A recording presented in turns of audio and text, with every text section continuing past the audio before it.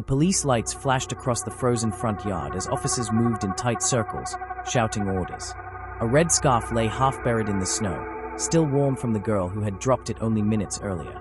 A teenage girl was missing, taken right off a quiet American street, and the final footprints leading away from her home stopped suddenly at a patch of ice like someone had lifted her off the ground. One officer held up a phone they found in the bushes. The screen was cracked, but a video still played. It showed the girl running, breathing hard, begging someone behind the camera to stop. Then the video ended with a loud thump and a scream that cut out mid-sound. Every officer froze as the phone replayed itself again and again. Something terrible had happened here, and it had happened fast. Before anyone could speak, the radio crackled. Another officer at the edge of the woods shouted that he found something. The team raced into the dark trees, beams of light shaking wildly. At the center of the woods stood an old shed. Its door was open. Inside, the lights showed scratch marks on the walls and a shoe print in the dirt, small, like a teenage girl's. The shed was empty, too empty, like someone had just been there seconds ago. A gust of cold wind slammed the door shut behind them. The sound echoed through the woods like a warning. The officers looked at each other, unsure if they were alone. That was the moment everything went silent. No wind, no birds, nothing. Only the shed and the fear that something was watching them from the dark outside. Hours earlier, the day had started like any other in the small town of Maple Ridge, a quiet place in the northern United States where winter came early and stayed long. Families decorated their homes for Christmas. Kids walked home from school with backpacks heavy with homework. Nothing seemed wrong. Nothing seemed dangerous. No one thought December 11th would become the most feared day the town ever faced. The missing girl was Ashley Coleman, 17 years old, the kind of girl who brought cookies to neighbors and helped her mom stack firewood. She left home around 5 p.m. to walk to her best friend's house 3 blocks away. She never arrived. When her mother called her phone, it rang twice and then stopped. No answer. No message. Just silence. Her mom thought the phone died. She waited. 10 minutes passed. Then 20. When she went outside to look for her, she saw the red scarf in the snow and the footprints leading away. That was when fear turned into panic. She called the police, and the search began. As officers canvassed the street, neighbors came out wrapped in coats and blankets. Some had seen Ashley only an hour earlier. Others said they heard a strange engine noise around the time she disappeared. One neighbor said he saw a dark truck he did not recognize driving slowly past the houses. No one caught the license plate. No one thought it mattered, until now. The police followed every trail. They checked houses, garages, backyards. They called for dogs, drones, and volunteers. But every path led back to the same point, the red scarf and the footprints that simply stopped. Detective Mark Turner, the lead investigator, felt the pressure rising with every passing minute. He had seen many cases before, but this one felt wrong. Too fast, too sudden, too clean. Whoever took Ashley knew what they were doing, and they had planned it. As the night grew colder, the search shifted toward the woods. A quiet fear spread through the team. The woods were thick, dark, and filled with old hunting cabins no one had used in years. People whispered about strange sounds there at night, things that didn't match any animal they knew. But tonight the officers had no choice. They had to go in. Ashley's life depended on it. Inside the woods, the snow swallowed every footstep, making the search slow and heavy. The beams of flashlights cut through the darkness but revealed nothing except trees and shadows that moved with the wind. Then they found the shed. Detective Turner stepped inside again, studying the scratch marks on the wall. They were fresh. The dirt floor had a line dragged through it, like someone had been pulled or pushed. He knelt down and touched the dirt. It was still warm. Whoever had been here was here recently, maybe minutes ago. He turned to leave, but something new caught his eye. A piece of fabric was stuck under a wooden crate, barely visible. He pulled it free. It was the same red color as the scarf. His stomach dropped. Ashley had been inside this shed. She had fought. She had tried to escape. Before he could call it in, the dogs outside started barking, sharp and panicked. Officers shouted. Something was moving through the woods fast, faster than any person should be able to run in heavy snow. The beam of a spotlight caught a shadow between the trees, tall and quick, slipping behind the trunks as if trying to hide. Everyone froze. Then the radios all lit up at once. Another girl was reported missing, taken only 10 minutes ago, 2 streets from where Ashley vanished. Turner's voice cracked as he shouted for the team to move. But before they could leave, a sound echoed from deep in the woods. It was long, low, and filled with fear. It wasn't an animal. It wasn't the wind. It sounded like a girl screaming. The officers ran toward the sound, but the woods twisted around them, thick with darkness. The scream came again, louder, but then it cut off suddenly, swallowed by the cold night. Turner stopped running. He could see something ahead. A light flickered through the trees, not a flashlight, not a phone, but something dim and moving like a lantern. It swayed back and forth, slowly, almost inviting them closer. The team stepped forward. Then, from behind them, a branch snapped loudly. Someone, or something, was standing in the shadows just a few feet away, watching. The officers turned their lights toward the sounds. What they saw made every single one of them step back. And in that frozen moment, the woods went completely dark. The officers rushed onto the frozen street as the red flare faded into the dark sky. Snowflakes fell on the empty road, and the cold wind cut through the night like a warning. Officer Grant stopped at the back of the abandoned house. His boots cracked the thin layer of ice on the ground. He looked at the small window where the flare had shot out. The frame was broken. Something sharp had sliced it. Something fast. Something done by someone who knew how to move without being seen. Grant raised his flashlight and shined it into the dark basement. He called for backup. His voice shook, but he kept it steady enough to sound in control. Every second mattered now. A missing teenage girl was somewhere close. She had signaled for help, and she was trapped. The flashlight beam hit the cement floor. It lit a single sneaker. Small. Purple. The same color Emily always wore to school. Her mother had told them that detail earlier. That sneaker on the floor made the officers move faster. Grant climbed through the broken window and dropped into the cold basement. The air inside was thick and wet. The walls were covered in dust and old paint that peeled off like skin. The room felt wrong. Too quiet. Too empty. But something was here. Emily had been here minutes ago. He followed the marks on the floor. It looked like someone had been dragged but tried to fight back. Small footprints twisted and turned in panic. A long scrape cut across the dust. Grant knelt and touched it. Fresh. He stood again and moved through the basement, his breath showing in pale clouds. The other officers reached the front door and forced it open. Snow blew into the hallway. Their lights shook on the walls as they searched. Every sound made them tense. The old house creaked with each gust of wind. Loose boards tapped against the walls. It felt like the house was alive and watching them. Grant found something else. A cord. Thin. Cut in the middle. It lay on the floor beside the footprints. It looked like someone had used it to tie wrists or ankles. He picked it up carefully and studied the frayed ends. It had been cut with a knife. Fast and strong. He radioed the team upstairs. They needed to search the whole house. Every room. Every closet. Every corner where a girl could be hidden. He moved toward the metal door in the back of the basement. It was half open. A dark space waited behind it. A crawl space. Low and narrow. He entered slowly. Inside the crawl space, the walls were tight. His shoulders almost touched both sides. Dust floated in the air. It looked like snowfall caught in a beam of light. The ground was covered in old bags, broken boards, and tools that no one had used for years. Something metal glinted under a board. He pushed the board aside and found a phone. It was cracked but still warm. Emily's phone. Grant felt his stomach tighten. She had been here less than 10 minutes ago. Suddenly, a sound came from deeper in the crawl space. A light tap. Then another. Soft. Slow. Someone was moving. Not running. Not rushing. Moving calmly. Like they were waiting for him to follow. He stepped forward. The crawl space opened into another room. A hidden room. Not marked on the house plan. The walls were covered with old shelves and boxes. A single chair sat in the middle. A rope hung from it, cut the same way as the cord he found earlier. Behind the chair lay a blanket. Blue. With cartoon stars on it. It looked like something a teenage girl would keep from childhood. He called the other officers. They hurried downstairs. When they saw the hidden room, their faces went pale. Someone had been planning this. Someone had brought Emily here. Someone who knew how to vanish inside a house only they understood. Grant walked to the far corner of the hidden room. A small vent slit sat near the floor. Something white was stuck inside it. He pulled it out. It was a torn piece of paper. The edges were crumpled, like someone had held it with shaking hands. On it were 3 words written in pencil. "He is here." Grant froze. Every sound in the room seemed louder now. His heart beat hard against his chest. He turned the paper over. The back had a second message.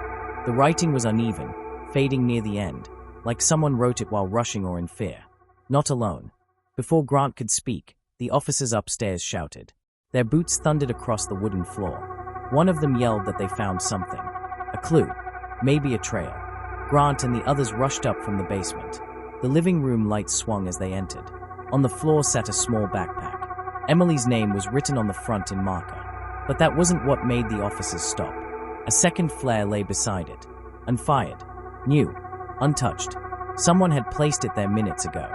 Grant looked around the room. The windows were still closed. The doors were locked. Snow at the entrance was untouched. No footprints. No marks. No sign of how anyone got in or out. But someone had entered this house without being seen. Officer Grant stepped toward the backpack. Before he could touch it, a loud bang hit the back door. Every officer drew their weapon and turned. The door slowly swung open by itself. Cold wind rushed inside. Snow blew across the floor. No one stood there. But on the ground, right outside the open door, lay a trail of footprints in the snow. Small, light, Emily's footprints, leading away from the house. But beside them, a second set. Much larger, deeper, fresh. Grant stepped outside. The cold air cut into his skin. The footprints led toward the woods behind the house. The trees moved in the wind like shadows reaching out. He followed the trail with his light. Then the footprints stopped. They ended in the middle of the snowy field. No car tracks. No drag marks. No running prints. Nothing. Just an empty space where two people had stood and vanished. As Grant tried to understand what he was seeing, his radio crackled. A voice came through with panic. They found another signal. Another flare. Not far from them. And this one was not fired into the air. It was fired inside a moving truck on the road that led away from town. The truck was driving fast. Very fast. And Emily might be inside it. Grant shouted for every officer to move. Cars started. Lights flashed. Sirens switched on. The chase began immediately. Snow broke under their tires as they sped toward the highway. But as they reached the road, something impossible happened. The truck turned off its headlights. Every light went dark, and it disappeared into the winter night. Snow whipped across the dark highway as the police cars raced forward with their sirens off. Officer Grant ordered the silence so they could listen for the truck. The engine noise. The tires on ice. Anything. But the road ahead stretched into pure darkness. No headlights. No tail lights. Just the empty winter night swallowing everything. The truck had vanished. Grant leaned forward in his seat. His hands tightened around the steering wheel. Emily was somewhere out there, moving fast, scared, and running out of time. The flare signal meant she had been alive when the truck started moving. She had found a way to get a flare. She had fired it in the back of that truck. But now the truck was gone again. Grant's radio crackled softly. Another officer said they saw faint tracks on the side road. Grant turned sharply, snow spraying behind his car. He drove down a narrow path with tall pine trees on both sides. Their shadows stretched across the road like long fingers reaching for the police car. He slowed down. There, just barely, were fresh tire tracks in the snow. The truck had turned here. The other officers followed. Their headlights cut through the darkness, lighting the tracks that curved deeper into the woods. The road was quiet, too quiet. Even the wind seemed to hold its breath. As they moved deeper, Grant noticed something strange. The tracks became uneven, like the truck had started swerving. The heavy winter ice should have made the tracks smooth, but these ones zigzagged slightly. Something had happened inside that truck. Someone had fought or struggled. Emily. She had tried something again. Grant followed the tracks until they reached a wide open clearing. The trees suddenly ended, and the snowfield stretched into a flat white sheet. The tire tracks moved across the field, but halfway through, they stopped. The tracks ended sharply, just like the footprints near the house. Grant stepped out of his car and felt the cold cut into his face. His boots sank into the snow as he walked toward the end of the tire marks. He crouched down and ran his hand through the snow. No prints, no turns, no drifting marks, no backward tracks. It was as if the truck had been lifted off the ground, or taken another route the snow didn't capture. He stood slowly. The other officers walked up behind him. Their breath rose in white clouds. No one spoke. No one wanted to say the words. The truck had vanished a second time. Grant looked around the clearing. His flashlight swept across the snow. Nothing. No movement. No sign of life. Until a flash of color. Red. It lay 10 feet ahead, half buried in snow. Grant moved quickly and picked it up. A small piece of red plastic, cracked on one side. He turned it over. It was the base of the flare Emily had fired inside the truck. She had dropped it here, which meant she had been here. And maybe the truck had stopped here, even if the snow didn't show it. Grant radioed his team. They needed a full sweep. Officers spread across the clearing, lights moving like small stars in the night. One officer reached the far end of the field and called out that he found something. Grant rushed toward him. On the ground near the tree line was a coat. Thin, light purple, Emily's size. Her mother had described it perfectly earlier that evening. The zipper hung halfway open. Snow had settled on the hood, meaning it had been there at least a few minutes. But the strangest part was what lay under the coat. A folded map. Grant picked it up and opened it carefully. The map showed their town and the roads that led into the next county. A single path was circled in pencil, Old Route 9. A road almost no one used anymore. The asphalt was cracked. Snow and ice covered most of it. It was the perfect road to drive down if someone wanted to disappear without being seen. Grant looked at the coat again. If Emily had dropped her coat on purpose, she had left this clue. She wanted them to follow. She was thinking clearly, even in danger. She was trying to direct the officers. Grant felt a spark of hope. But that hope faded fast when another officer shouted from behind him. Grant turned and saw a long trail in the snow. Not footprints. Not tire tracks. Drag marks. Something heavy had been dragged across the clearing, through the snow, and into the woods on the opposite side. The drag marks were wide and deep. They looked like a large object had scraped the ground. Or someone. Grant followed the marks with his light. They disappeared into the thick woods where the trees grew close together. He hesitated. The woods were dark, silent, and tight. The kind of place where someone could hide in complete silence. Watching. Waiting. He walked toward the tree line, and the other officers followed. Each step felt heavier than the last. The drag marks went deeper and deeper into the forest. Branches snapped under their feet. The woods seemed to pull them in. Grant kept his flashlight pointed ahead. The trees closed in around them. The drag trail curved left, then right, then left again. Whoever dragged something through here had known the forest well. The twists and turns were meant to confuse anyone following. Then the marks ended. Grant knelt down. The snow here was flattened like someone had been standing still. A circle of disturbed snow showed movement. Someone had paused here. Maybe Emily, or the one who took her. Grant checked the surrounding trees. Something shiny caught his eye. A small metal hook was attached to a tree trunk. Fresh scratches showed that it was used recently to tie something, maybe a rope, maybe a person. He stood up and looked around again. Then he saw it. A small scrap of fabric on a low branch. Soft. Purple. Emily's coat had ripped here. She had fought hard. Grant took a deep breath. They were close. He could feel it. Whoever did this wasn't far. But then, in the middle of the dark woods, Grant's radio crackled again. Static hissed loudly. The officers froze. The static grew louder, sharper, almost like a whisper in the cold. Then a voice broke through the noise. A voice they did not expect. It was a girl. Her voice was shaking. Weak. Fading. Help me. Grant's blood turned cold. It was Emily. The officers scrambled, each trying to trace the source of the signal. Grant shouted for them to stay calm and listen carefully. The voice came again, but this time it was even quieter. His here. Grant scanned the woods. The branches creaked above them. Shadows shifted with the wind. The forest felt alive, moving around them. The officers tried to pinpoint the direction of her voice, but the signal bounced between the trees like it was coming from everywhere and nowhere. Grant stepped forward. Emily, where are you? The radio stayed quiet for a long moment. Too long. Then the signal sharpened suddenly. A loud, heavy sound hit Grant's radio like something metallic slammed against it. After the impact, Emily's voice returned. But she wasn't speaking. She was breathing. Fast. Hard. Scared. Grant felt his heart pounding. And then, another voice slipped through the speaker. A man's voice. Calm. Slow. Close to the microphone. Stop following. Every officer froze. Grant felt the entire forest tighten around him. The man's voice was too clear, too close. It wasn't echoing. It wasn't distorted. He was near them.